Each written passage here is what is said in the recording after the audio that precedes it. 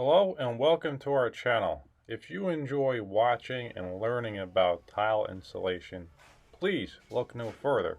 Consider subscribing to our channel and staying up to date with future content.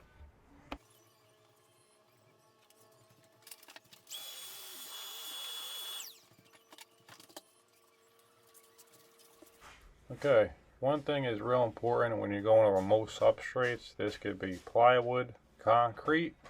In this case, on this project, it was over actually weedy, which is basically it's a foam board, and on the face of it they have mesh and some kind of cementous material, so it's real thirsty. It's like a sponge. So what you want to do before you before you even spread your thin set is you want to make sure you wipe it down. That gets any remaining dust off at all. I mean, any remaining dust is going to remove it all pretty much, and then it's also going to give the substrate drink. So when you spread out your thin set, within a few minutes, if you don't give it a drink, it's actually skin over the whole surface and you won't have any bond. So as long as you give it a nice drink, and like I always say, key in the substrate. I mean, I don't always do this myself when it comes to walls, but when you have a thirsty substrate like this, you definitely want to do it. But in any case, in any substrate, it's really going to give you a better bond. What happens is, when you use a flat-sided trowel, you're actually going to make it bond 100%. That way when you go to the notch side, it's already bonded. It's going to be actually easier to spread the thin set and make everything just work out that much better.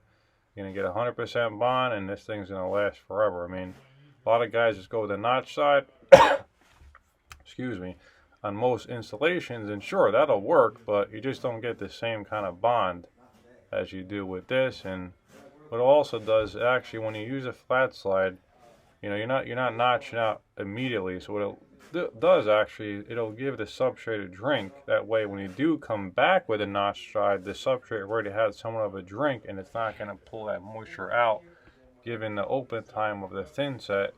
Open time meaning before it skins, you have more time to work with. It's going to stay alive before you set your tile. Hope that helps. Okay, now as you can see here, if you can tell by the video, I have a black chalk line go horizontally and vertically there. And how I did that, I'm actually tiling this whole bathroom. So what I did is I shot my laser around the whole room. I made my marks on the ends of the walls, and I just take a chalk line and I snap it from end to end. And then when I want the vertical plumb line, I do the same thing. I shoot the laser on the wall, mark top and bottom, and snap my line. That way you're not relying on the laser the whole time. If someone bumps into it, it's going to change the whole layout. Basically, I lay out the whole bathroom, I snap lines, and then I just go with that. And then when I'm done with my first row there, I actually come back with a straight edge and a level and just make sure that we're still good.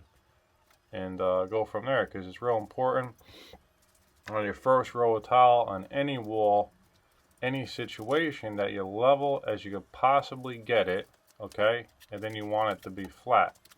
Because if it's not one of those, that's how the rest of the wall is going to be. So that's real important.